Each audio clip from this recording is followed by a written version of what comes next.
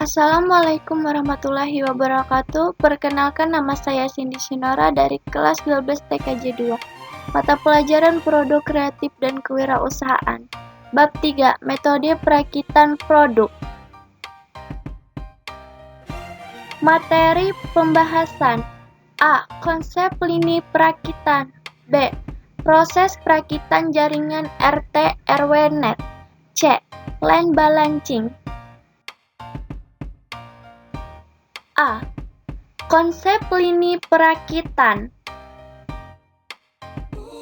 1. Pengertian lini perakitan. Lini perakitan dapat berupa manual maupun otomatis, merupakan suatu sistem yang terdiri dari pekerjaan dan mesin untuk menghasilkan suatu produk. Lini perakitan bergantung pada biaya, level produksi, fleksibilitas, serta kerumitan dari produk itu sendiri. Lini perakitan juga dapat dideskripsikan sebagai sebuah proses pembabrikan di mana bagian-bagian biasanya yang memiliki suku cadang. Suatu produk dirakit dan digabungkan satu persatu dengan urutan tertentu hingga menjadi produk lengkap akhir. Bentuk paling terkenal dari konsep lini perakitan adalah lini perakitan bergerak yang dikembangkan oleh Ford Motor Company pada tahun 1908 dan 1915. Dengan metode tersebut, Ford menghasilkan Ford Model T, mobil paling murah di masanya. Ford juga menjadi perusahaan pertama yang mendirikan pabrik besar yang menerapkan proses lini perakitan. Layout produksi terdiri dari 4 jenis, yaitu job shop, flow lines, cellular manufacturing system, dan continuous process, berturut-turut berdasarkan volume produksi yang semakin besar dan variasi yang semakin kecil. Adapun dua permasalahan penting dalam penyeimbangan lini adalah A. Penyeimbangan lini antara stasiun kerja. B. Menjaga kelangsungan produksi di dalam lini perakitan. Dan berikut adalah karakteristik dan permasalahan assembly line balancing. A. Ada sejumlah proses dalam lini perakitan dengan waktu proses masing-masing. B. Ada kendala keterdahuluan yang memaksa sebagian proses baru bisa dimulai setelah proses persyaratannya selesai. C. Bisa ada kendala tambahan seperti jumlah maksimum stasiun kerja atau kecepatan minimum lini perakitan. D. Tujuannya adalah pengelompokan proses-proses perakitan menjadi stasiun-stasiun kerja tanpa melanggar kendala keterdahuluan demi tercapai efisiensi lini perakitan maksimum. Dalam hal ini, keseimbangan kapasitas antara stasiun kerja sangat penting bagi efisiensi dan produktivitas tata letak produk ini.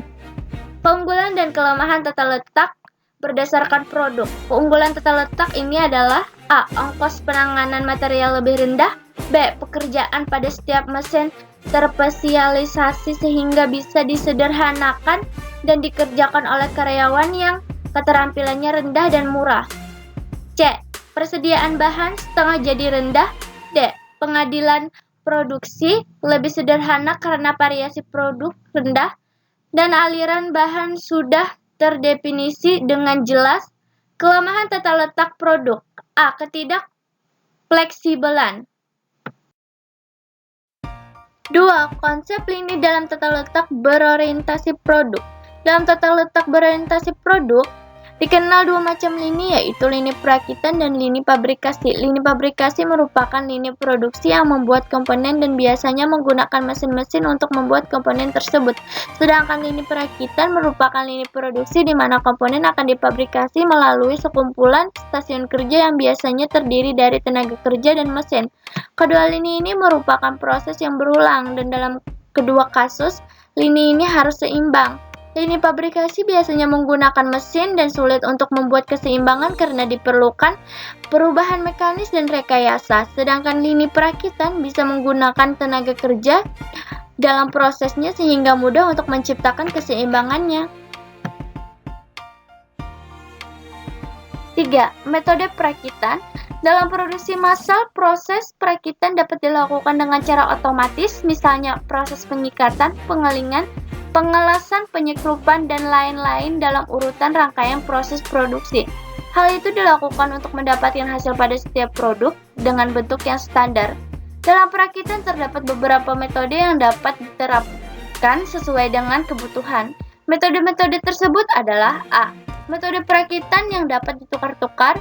Pada mode ini, bagian-bagian yang akan dirakit dapat ditukarkan satu sama lain karena bagian tersebut dibuat oleh suatu pabrik secara massal dan sudah distandarkan baik menurut ISO, DIN, JIS, dan lain sebagainya. B. Perakitan dengan pemilihan. Pada metode perakitan dengan metode pemilihan, komponen-komponen juga dihasilkan dengan produksi massal yang pengukuran-pengukurannya tersendiri menurut batasan-batasan ukuran. C. Perakitan secara individual. Perakitan secara individual dalam pengerjaannya tidak dapat kita pisahkan antara pasangan satu dengan pasangannya karena dalam pengerjaannya harus berurutan bergantung bagian yang sebelumnya. 4. Jenis perakitan. Pada umumnya ada dua macam jenis perakitan, yaitu perakitan manual, yaitu perakitan yang sebagian besar proses dikerjakan secara konvensional atau menggunakan tenaga manusia dengan peralatan yang sederhana tanpa alat-alat bantu yang spesifik atau khusus. Perakitan otomatis, yaitu perakitan yang dikerjakan dengan sistem otomatis seperti otomasi, elektronik, mekanik, gabungan mekanik, dan elektronik dan membutuhkan alat bantu yang lebih khusus. Sedangkan untuk jenis perakitan dapat dibedakan menurut jenis produk yang akan dilakukan perakitan, yaitu produk tunggal. Jenis perakitan tunggal yaitu perakitan dengan produk hanya satu jenis. Produk seri. Jenis perakitan produk seri adalah bila perakitan dilakukan dalam jumlah massal dalam bentuk dan ukuran yang sama. Contohnya proses perakitan produk elektronik, perakitan mobil, perakitan motor, dan lain-lain. B. Proses perakitan jaringan RT/RW-net.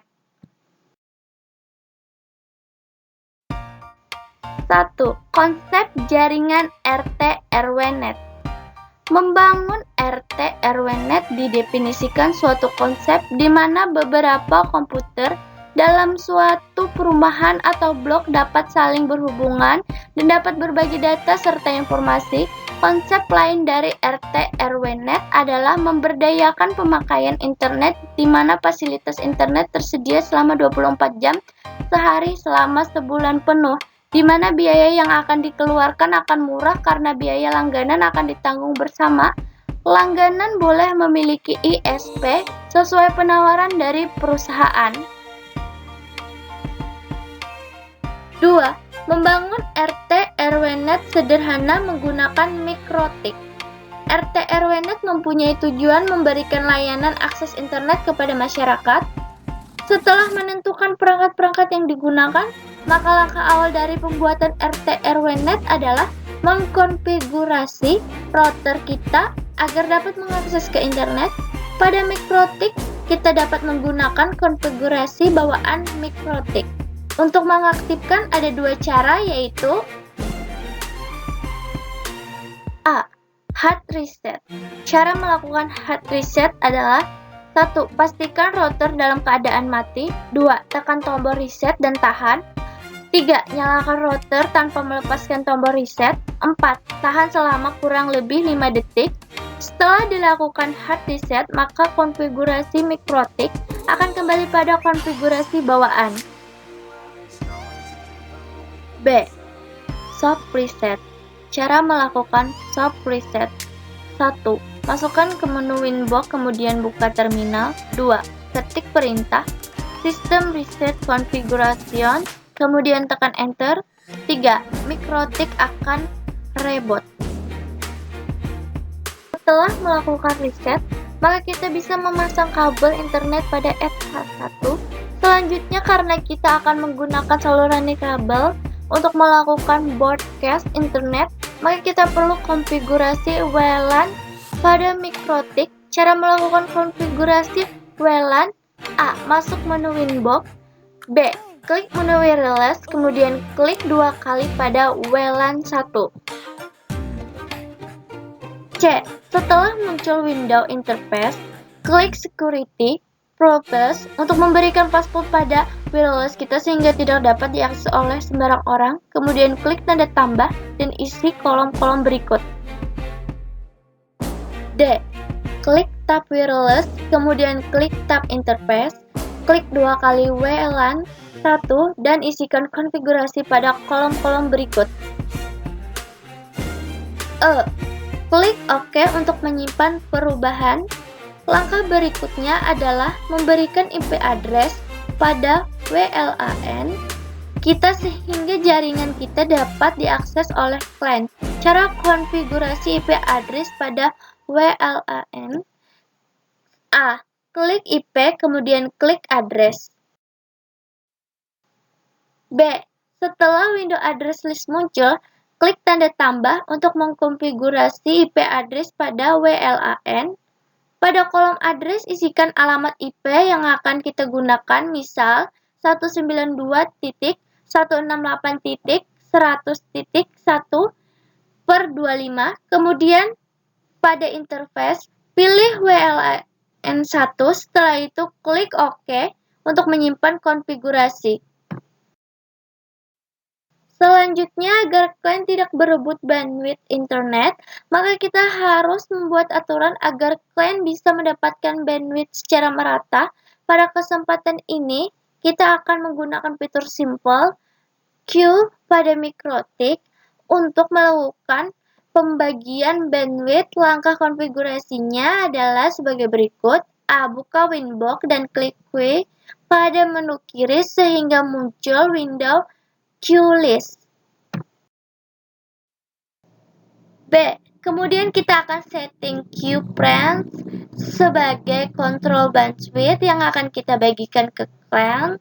Pada simple queue tab, klik tanda tambah.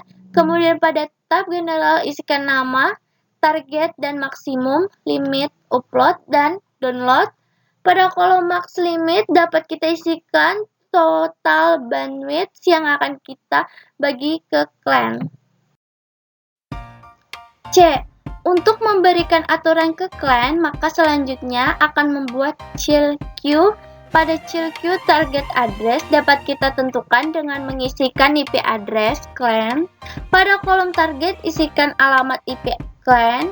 Kemudian pada max limit, isikan maksimal bandwidth yang didapatkan oleh klien. Klik apply untuk menyimpan konfigurasi. D. Langkah selanjutnya adalah memberikan garansi bandwidth kepada klien sehingga klien tidak kehabisan bandwidth. Cara dengan masuk ke tab Advanced, kemudian isikan limit add dengan bandwidth minimal dan tentukan threads-nya. Klik OK untuk menyimpan konfigurasi. Ulangi langkah C dan D. Untuk memberikan limitasi pada klien lain, jangan lupa menentukan target address-nya. Demikian pengaturan dasar untuk membuat jaringan RT/RW net sederhana. Kalian bisa menambahkan konfigurasi sendiri di MikroTik untuk menyempurnakannya, misalnya dengan memperkuat bagian keamanannya, menambahkan hotspot, dan sebagainya. Semua tergantung dari kebutuhan jaringan yang akan kita bangun. C. Line balancing. 1. Definisi line balancing. Line balancing didefinisikan sebagai suatu analisis yang mencoba melakukan suatu perhitungan keseimbangan hasil produksi dengan membagi beban antara proses secara seimbang sehingga tidak ada yang idle akibat terlalu lama menunggu keluarnya produk dari proses yang sebelumnya.